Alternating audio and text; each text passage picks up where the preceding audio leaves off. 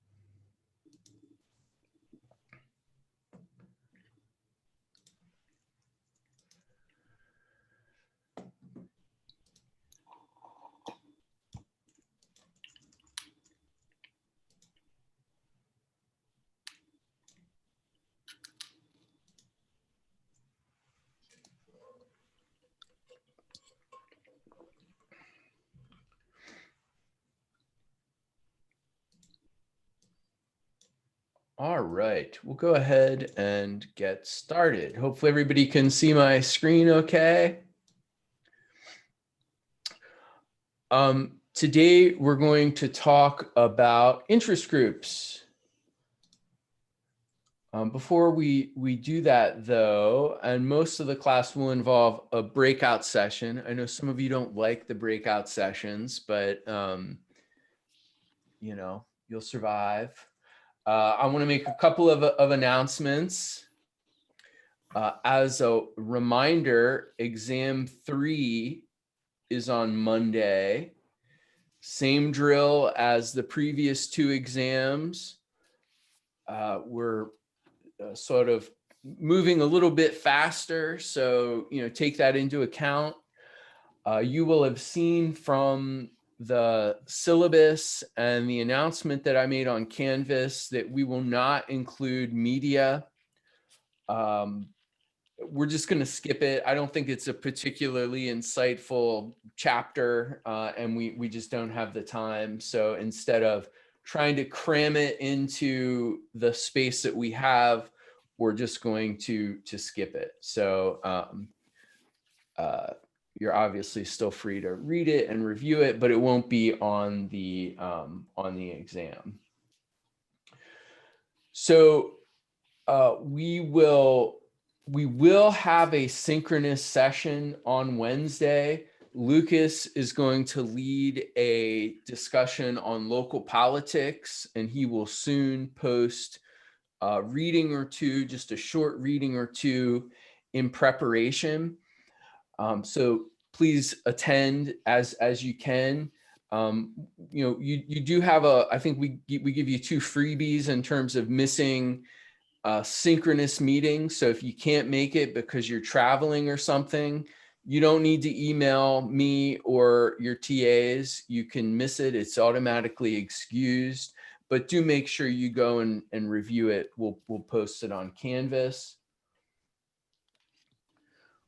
We will not have sections next week, so keep that in mind.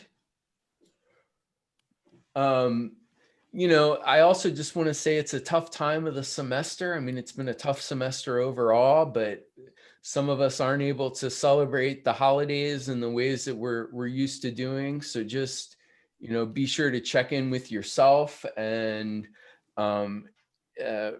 take advantage of any resources that you might need. We're always happy to help direct you if you have any questions or there's anything that we can do for you. Can I clarify what's on the exam Monday? Let me see. I want to pull up the syllabus to do that just so I don't make a mistake here.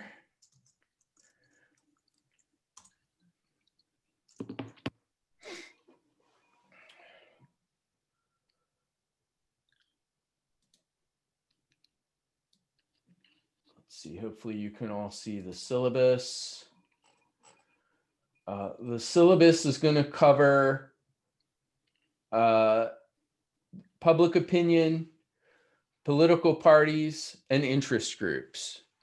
Nothing from the open office hour that we held on the day after the election will be on the exam, but all of these particular chapters, along with the relevant readings.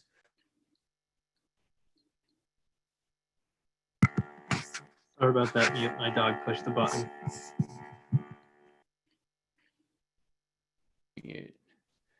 No problem. I like that excuse. The dog pressed the mute button. I might use that in the faculty meeting later. I did say that I'm not going to ask you to get into the realignment and the party systems part of the parties chapter. Again, read it for your own edification, but I'm not going to go into that in depth on the exam.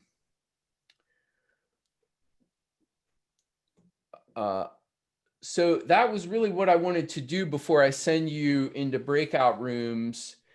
And just to cue that up, Lucas and Jordan, I'm going to ask you to send folks off into breakout rooms here in a little bit. But what other questions do you have about the exam or otherwise?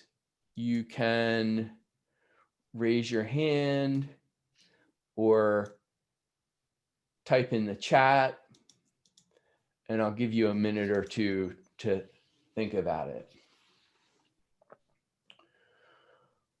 We'll come back after exam 3, and Lucas will talk to us about local politics.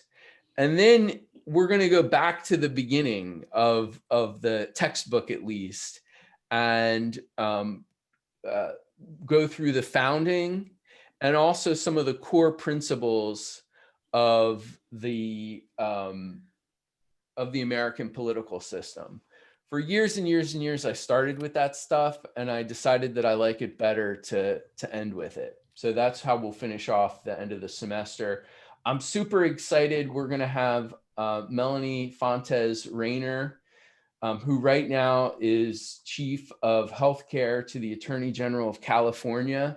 She's going to come and talk to us. She's been actively working on the lawsuits related to Obamacare.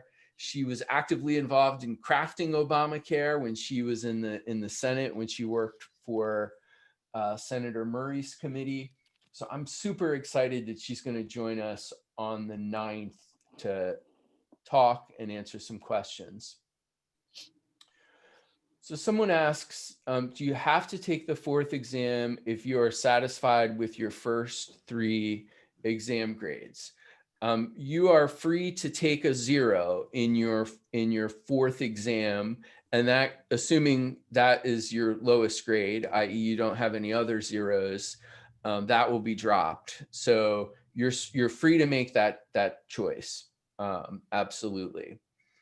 Hopefully for some of you that will give you a little more flexibility, a little more leverage as you end the semester.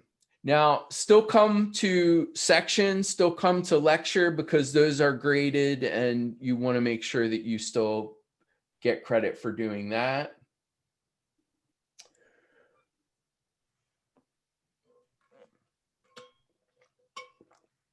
Sean asks whether the local politics lecture is going to be like Missouri politics specifically, or more generally about local politics. Lucas can correct me, but I think it'll be more general, just about the nature of accountability and what do we hold local governments accountable for. Let's see. Will we be able to know the exam grades right after we take the test, or will it be a few days? I need to hold the grades for a little while first, because some people have emergencies and they might not be able to take the exam. And so, in those very rare cases, we want to hold the grades so, everybody can take the exam and we're sure. So they will not be instantly released, but we'll release them in short order. Is the final cumulative? No, the final is not cumulative. It will cover what we talk about after exam 3. No, okay. Any other questions? You know, the modules are posted and they do have due dates, right? As they have throughout the semester. There's our little sort of mock week. We leave those open through the exam, so you can always go and do them late for half credit. So, you know, as you're thinking about your grade, keep that in mind. On the health front, you know, my number one priority is that everybody feels comfortable in terms of attending class. And so Thanksgiving is going to be a little bit of a transition where some people are going to go home and stay home. Other people, including some of your undergrad TAs, might stop being comfortable doing in-person classes. So we do ask for your patience as we go through that, but number one priority is if, you know, you're in an in-person section and you've decided this isn't cool, I want to go to an online section, just work with us and we'll make that happen for you. And that's like to the credit of the amazing undergrad TAs and the amazing grad TAs who are able to juggle all of those things. I think managing that would I would devolve into a nervous breakdown. So thank you guys for that. Any other questions about the exam, about the rest of the course, about logistics?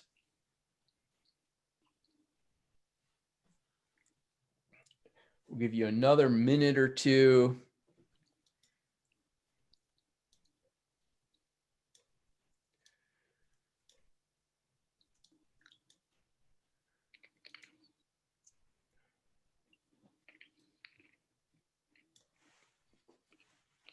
You guys can see the slide that just says questions. Good. Okay. Well, obviously, if questions come up, just send us an email and we'll get back to you as soon as we can. So let me tell you what I'm going to have you do today.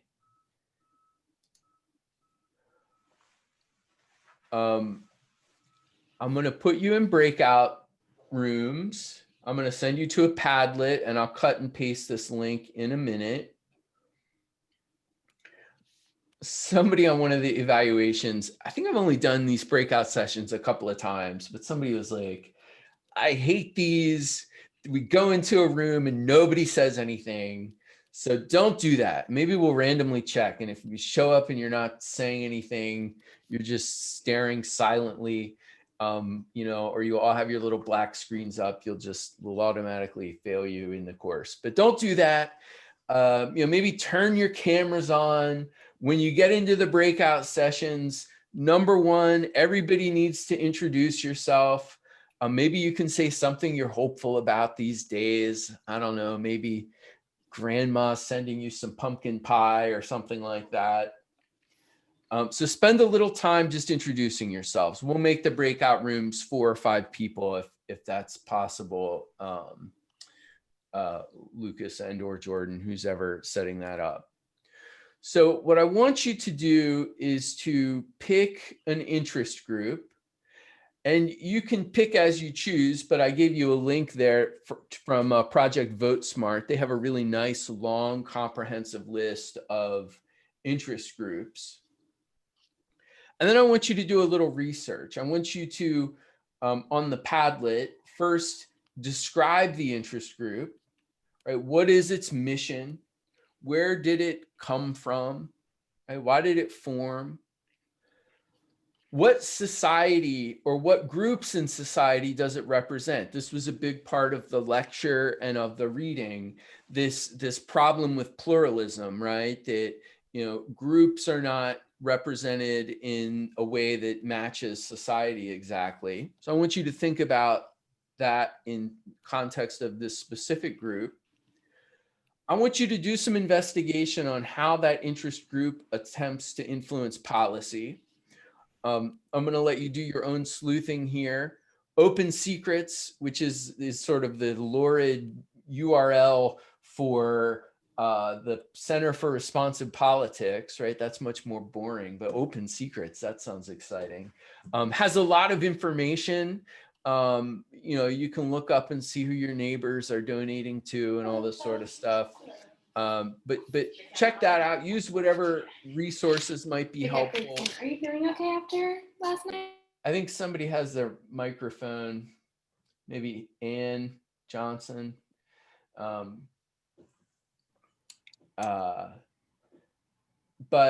Anyway, so do the research. How do interest groups attempt to influence policy? I want you to also look to see, right, the other thing we spent a lot of time talking about was the collective action problem and trying to get people to participate in groups.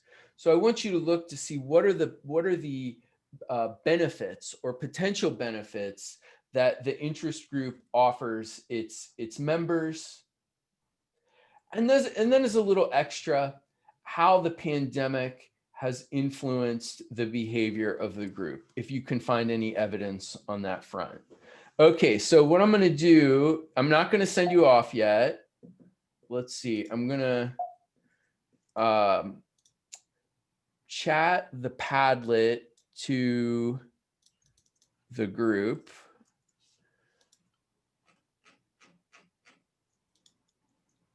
Let me also just pull it up to make sure it's active and all of that. Oh goodness, you can't form. Okay. There is the Padlet. I'm going to send everyone that link. The URL for the list of interest groups is up there on the Padlet, so you don't need to remember that. You should all have the link, and it looks like I need to do the breakout rooms. So, oh gosh. Whoops. Breakout rooms.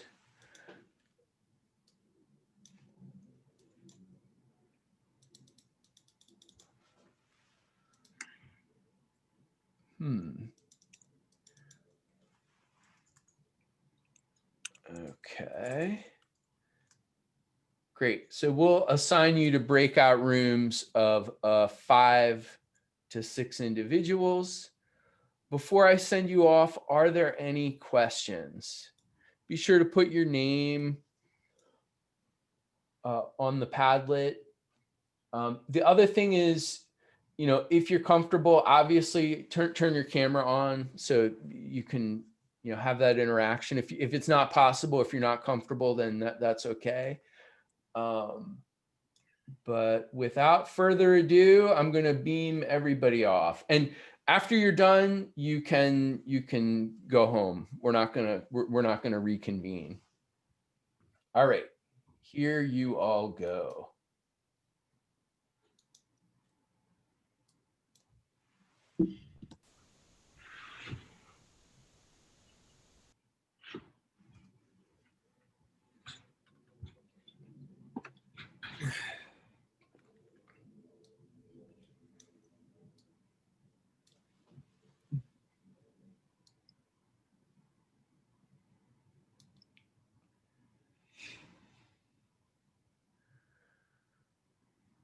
All right, I'm going to stop sharing. And I'm going to stop recording now.